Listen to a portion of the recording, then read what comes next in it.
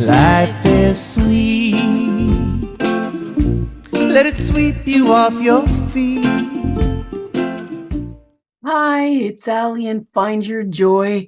And today is my our 1 year anniversary of Find Your Joy. And I thought that what I would do is chat a little bit, really looking back where I've come from, what I've been doing, reflecting on the guests and all that I've learned and experienced and how I've grown over the last year, and looking forward a little bit to what the next year might look like.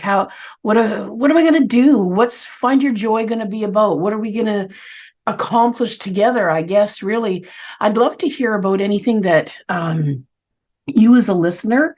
You can always contact me through my website, or my email is aliwayart, ALIWAYART @gmail.com. And I'd love to hear if there's guests that you would like to hear from, and I will reach out to them and see if they might be interested.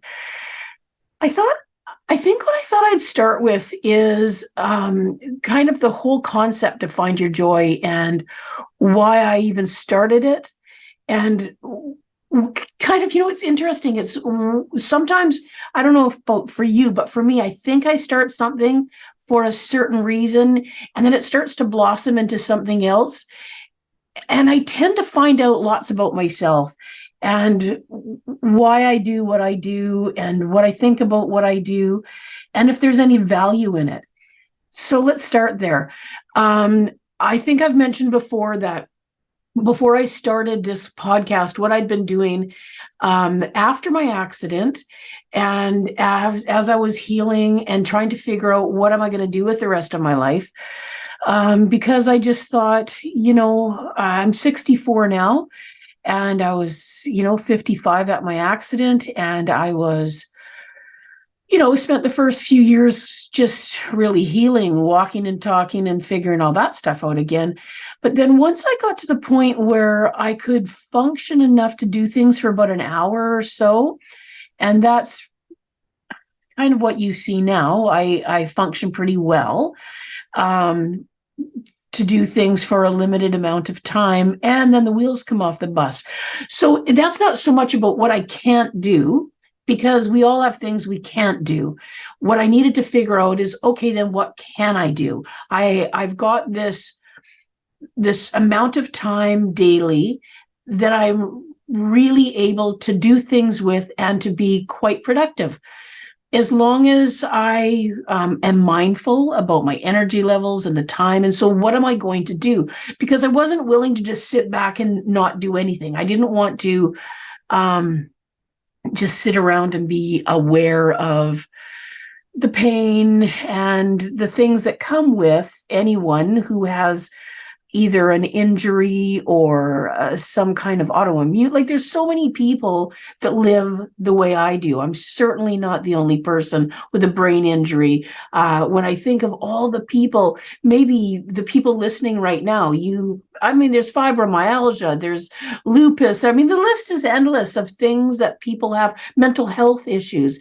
There's an endless list of people and conditions that people are living with quite successfully, that might be ways that we just need to learn to navigate. So it's not about sitting around and thinking about the crap that we're dealing with. Rather, how do we navigate those things that we're dealing with, and find a way to live lives and not just survive them? Who wants to just survive life?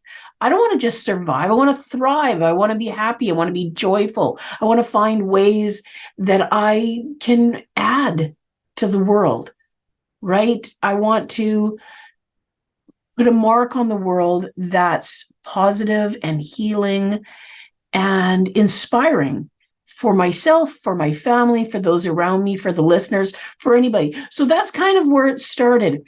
And then on that journey, I was a co-author in 3 books. And then I authored my own book, wrote, I don't know what the right term is, but let's just go there anyways. So all of those things were, about looking at challenges and how we get over them.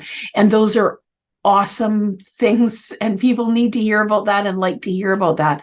I think I've said many times, probably about halfway into writing my own book. And when you write with a brain injury, it doesn't, you don't write that book lightly, or I didn't write that book in any record time. It was, it took me a few years to do that. And one thing that I realized was I didn't want to just talk about challenges. I really wanted to talk about joy, because for me, if I get stuck looking at things like, again, how it's easy to look at pain because it's right in our face. And for those of us who deal with pain daily, that can get right in our face, and it can be what we think about. It could be what I was thinking about. And I needed to find a way to look outside of that, because if this is going to be how I'm going to live the rest of my life, I've got to find a way for there to be more. So that's why my book kind of, it definitely addresses PTSD and pain and all of these things, but it's about finding a way out of it. And so that's what I came up with, was how do we find our joy in the midst of that? So in the last year, I've had people talk about, sometimes they talk about their pain and how they made their way through that. And sometimes they don't talk about that at all. They just talk about ways that they're finding their joy. And sometimes they talk about ways that they help other people to find their joy.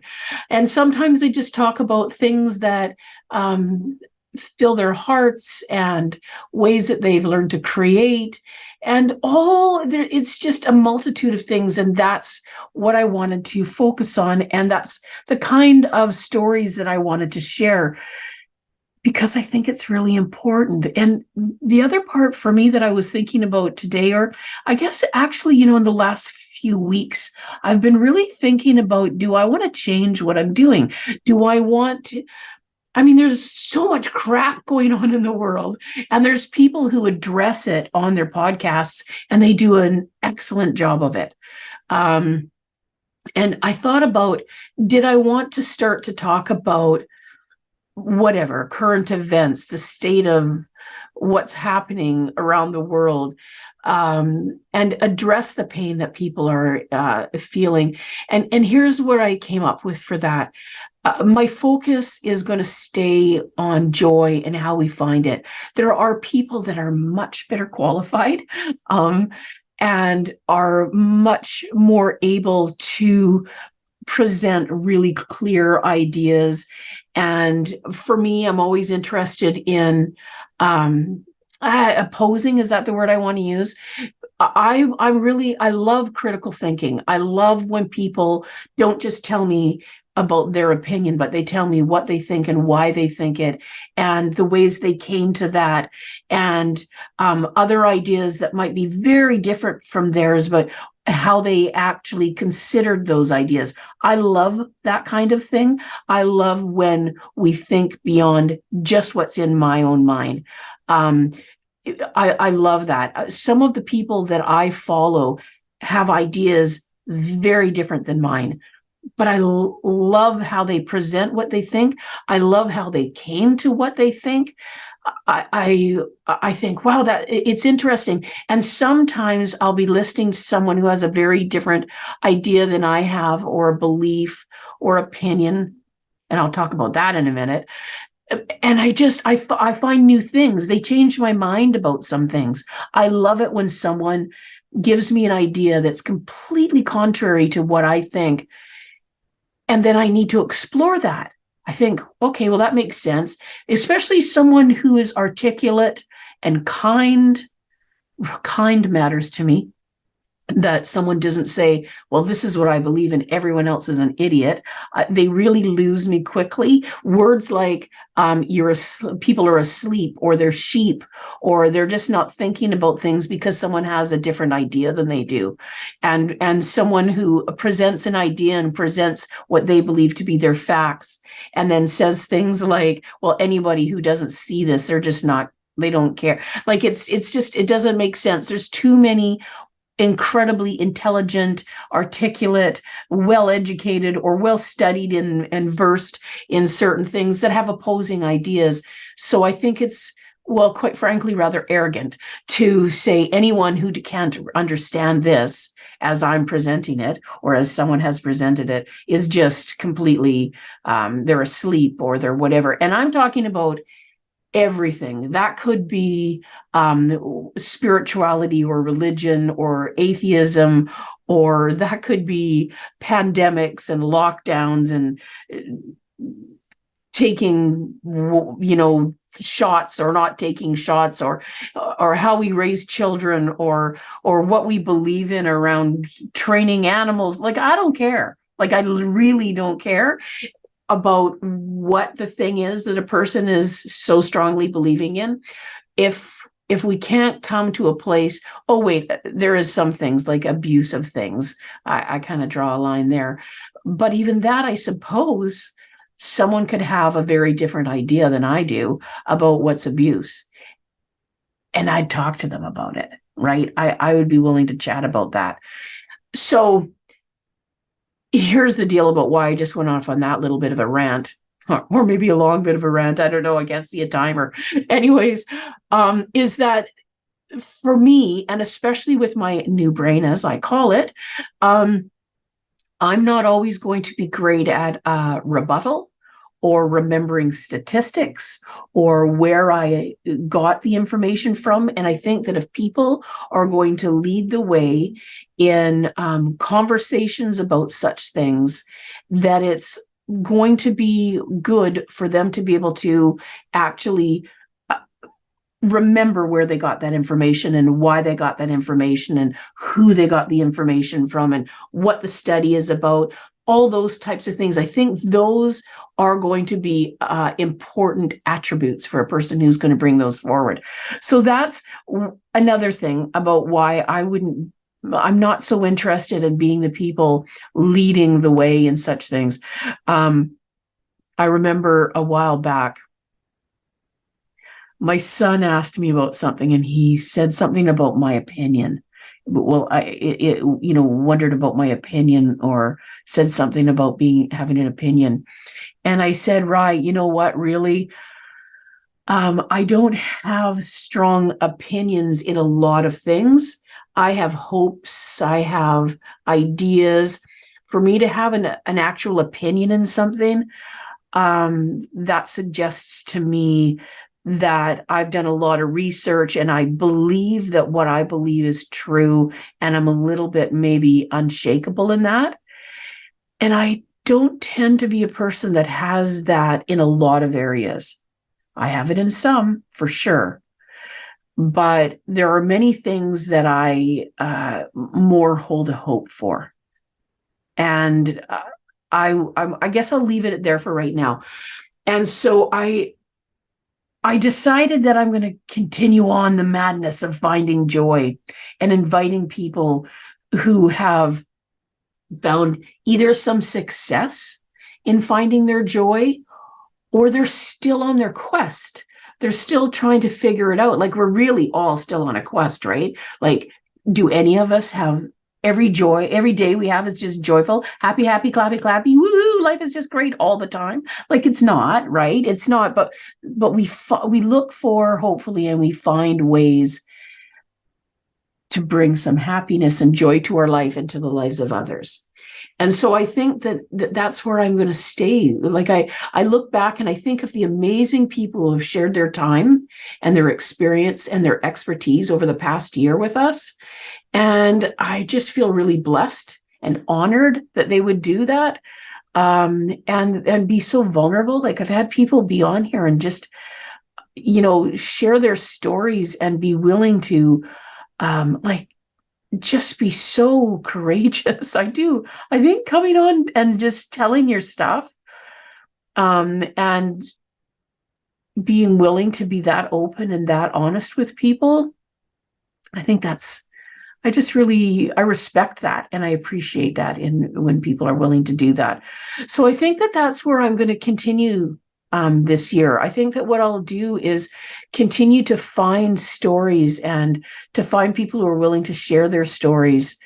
And I would love to hear from anyone. If you have anyone that you think has a great story to share, an interesting short story to share. Maybe you're a person that has a story that you'd like to share. I'm not searching out only people who are, well known. I'm not opposed to that, of course. I mean, that's wonderful. And maybe sometimes people connect more to the people who are more well known. But what I'm interested in is people sharing a little bit about where they come from, some of the challenges that they faced in their life, and how they found their way to peace, right? Like for me, it's not, joy isn't necessarily a thing of excitement and extravagance. It's a lot about finding peace, because like, look around us. It feels really much like there's a bit of a crash and burn happening here, right? There's the world's always been full of opposites, right? War and peace and horror and kindness and just all the things that are out there that could be so damaging. And yet still there is a way that, in the midst of a lot of things that seem like there can be no life come out of it, there can be life that comes out of really, really unthinkable times. And I know that to be true, right? Because in my own life, I'm a person who has survived what I think a lot of people would say are rather unthinkable things. I know intimately what it is like to have really unkind things happen, horrible things happen, violent things happen. I've had those experiences in my life, and people who I love have had those experiences in their life. And I remember a time, I can remember, after, I'm a person who's lived through rape and physical violence, other than that, and poverty, and my daughter being very young and being sexually assaulted, and just like really, really very horrible things, and still found a way to drag myself up and come and live a beautiful life. And I think that's what it's about. It's not about, I'm not standing here saying, oh, look at my life, it's so great. And yeah, look at my life. It's pretty great. I have love in my life. I have a beautiful family.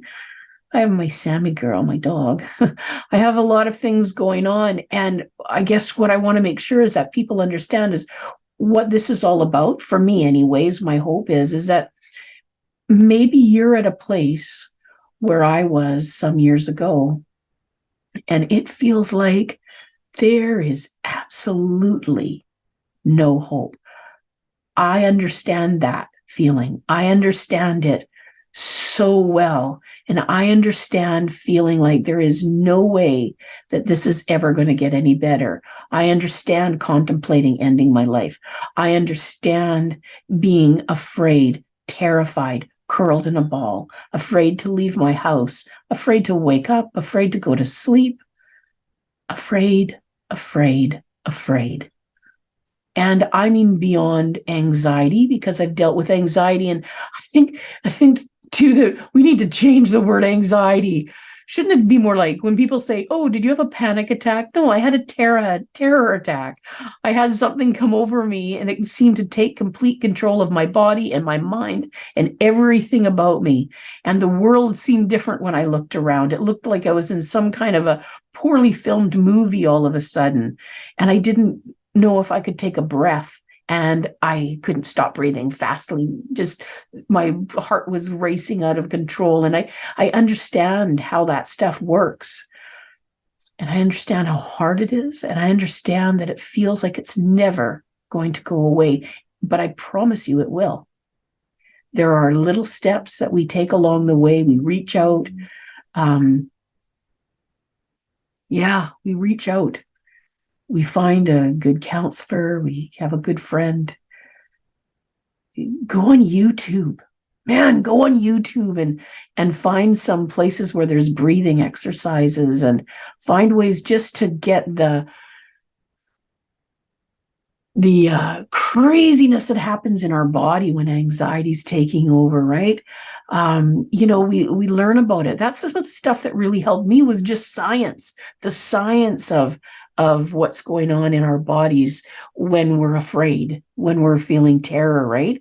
I talk about that I don't know how many of you know that on my Facebook page, Alleyway Art, that on Mondays I do a thing called Mahalo Monday, which is just, mahalo is Hawaiian for thank you. And it's just all about gratitude, and it's about learning how to handle our bodies in the midst of our physical bodies add to it, right? So our heart starts to race and our palms are sweating and our mouth is dry and our mind is racing, and all we can think of is just every crappy thing we've ever thought or done in our life, and how afraid we are about where the future is going to take us. And that's how anxiety works, right? Anxiety doesn't even really work in the here and now. It works in all the crap that we've ever done or thought or been through, and then races forward to all the crap that will be. And gratitude and grounding and all of that helps to bring us to here and to now, and to look at what's actually happening and not what we're afraid might happen or what we're trying to process about what did happen. So that's something I do on Monday mornings at 8:00 Pacific time. And that is free, and you're welcome to that. The other thing is just really learning, the breath work and how to get control over our breath and to help to calm down our bodies.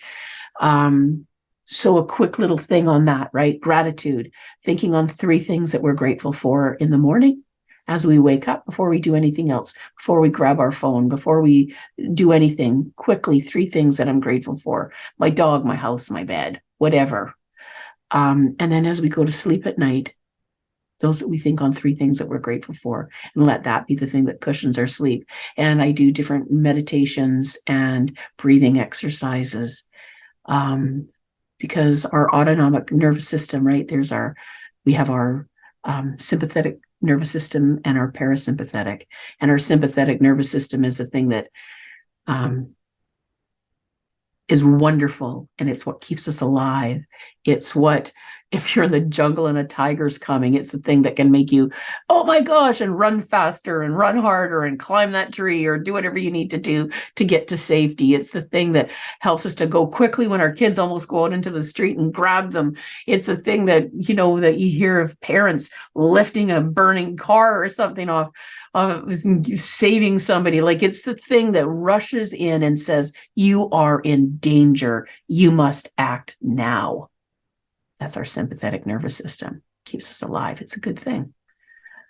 Unfortunately, in today's world, it is often stuck on high alert.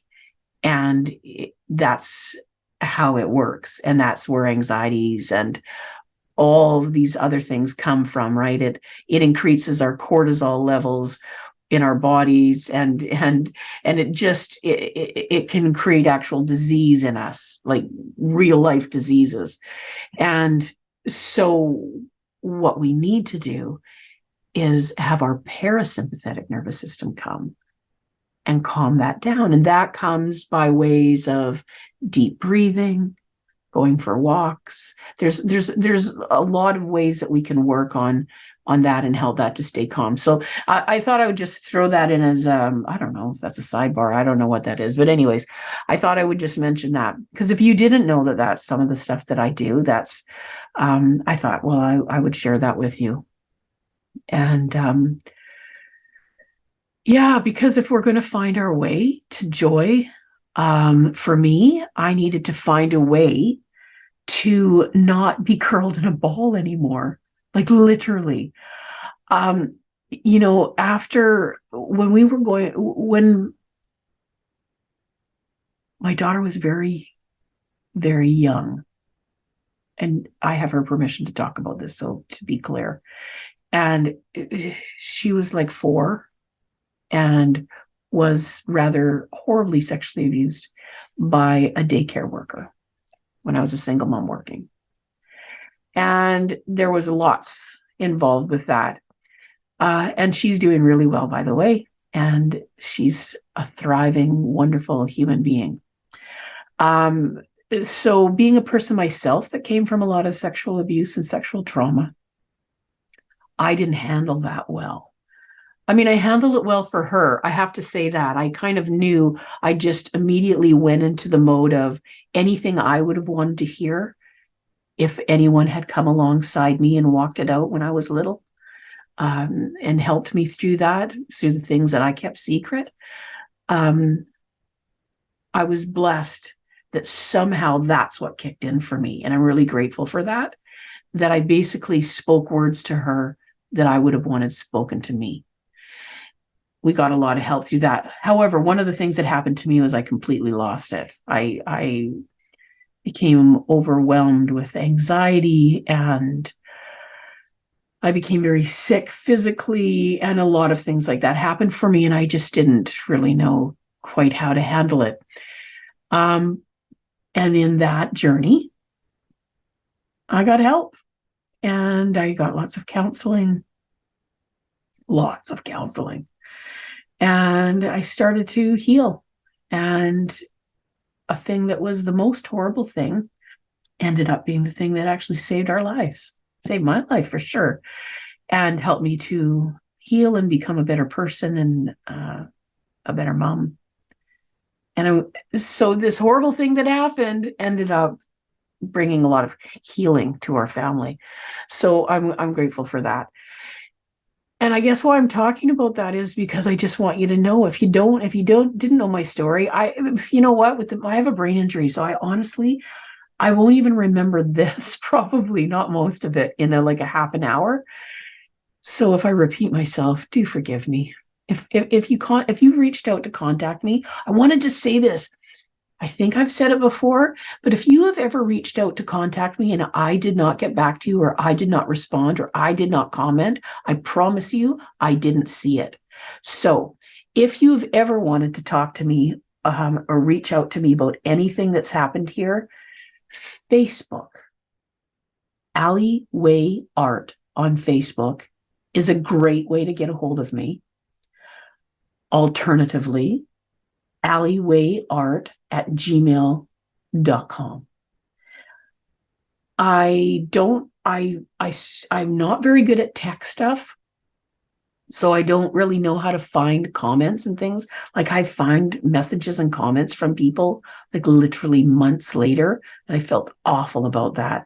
Like, I post things, or the company that Amplify You, who are amazing, they post things for me, but I have not yet figured out how, and people have tried to help me, but this whole memory thing of mine, I'm working towards it. So if you've ever commented on like a podcast platform or LinkedIn, I suck at LinkedIn.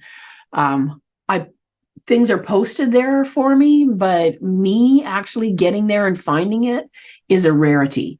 So please know that. Please know that I would never, and I mean never, just ignore a comment. Even if I didn't like the comment, I would post some sort of a reply. I wouldn't just ignore it. Mostly people have been really kind, and I feel really bad when I find something like months later and I think, oh my gosh, someone was in the moment responding to something I said, and then I just didn't see it. So please know that. Alleyway Art, find me through that. The podcast forums and things like that, I'm not so good at. So I just wanted to make sure that I encouraged people that we can find joy.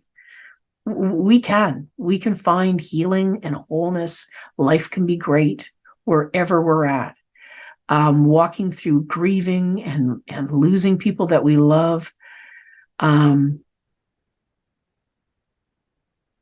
I don't want to, just a sec. Oh my goodness, I just got a little bit overwhelmed here. Okay, so I have a lot of people who I love very much who have lost a child, and recently.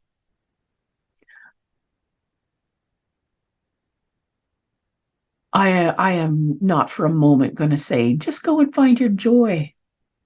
Let's just find healing and a way to put a foot in front of the other and somehow breathe through things like that. I'm grateful. I've experienced some pretty hideous things in my life. That wasn't one of them. Yet, I hope to never. Oh gosh, I hope to never. But I just want to say grief is its own thing, right? And grieving, it just sort of came to me. Sorry, no, well, you guys are used to me by now, right? If I'm left to my own devices, I'm skipping around to everything. But it came to me as I was talking about, oh, anything you go through, you can just find your joy again. I don't want to make it light like that, because it's not always just so easy, right? So one of my dearest you lost her son very suddenly. It was my godson, Daniel. And you know, we're talking some years later now, not that many, but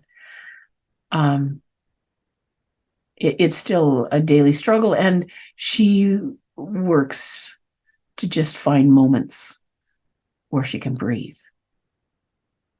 And sometimes that's what it's about too. So please know, when I'm talking about finding your joy, I understand to the level I am able to that sometimes just breathing is going to be hard. I get that from my experiences. And my hope and my belief is that no matter what we go through, there will be days when we can find some joy. And I guess that's what it's really about for me. It's not always that everything's just going to be joyful, but it's a belief and a hope that we will find moments at least of joy again. Yeah. So I think that's where I'm at. I just, man, I felt like I just got stopped like a freight train, smashed right into me. Whoa, just a second. Don't forget to talk about and address and send love and some gentleness and some explanation to what I'm talking about. If you're a person who can barely catch your breath right now, I'm not suggesting that you're just every day is gonna be Disneyland. You're just gonna do a little bit more work. Come on, try a little harder. No, that's not what I'm talking about. Please know that's not what I'm talking about. Finding your joy might mean that you're able to get dressed today. Maybe take a shower. Maybe make something healthy to eat. It can be like that, because I know intimately times when that is a huge accomplishment. So that's all I'm inviting you into, is trying. Oh, trying. That's a crappy word. I'm not going to use that word. Inviting you in to explore some possibilities. Hopefully finding someone in your area or someone that you feel like you can trust and start to unload some things that are really heavy that you're carrying. And again, sometimes finding joy is really as simple as getting dressed. Maybe going on YouTube and finding someone who does breath work, because it doesn't have to cost money. Like, I get it. Like, times where money is hard, man. If you can't even figure out how you're going to pay your rent or your electricity bill, but if you have access to a public library where you can rent a video, if there's such thing as video, maybe CDs, I don't know, get an 8-track, I don't know, whatever. There are ways, I promise you, there are ways that are affordable and free where you can get some relief. And if you don't know of them, I would suggest finding a nonprofit in your area, nonprofit organization that has access to such things. So that might be, I don't know, if you're grieving, there will be in your area some grief counseling. Likely somebody's going to know where you can get some that doesn't cost. Mental health, find a mental health provider, a nonprofit in your area where there's going to be things that are going to be free.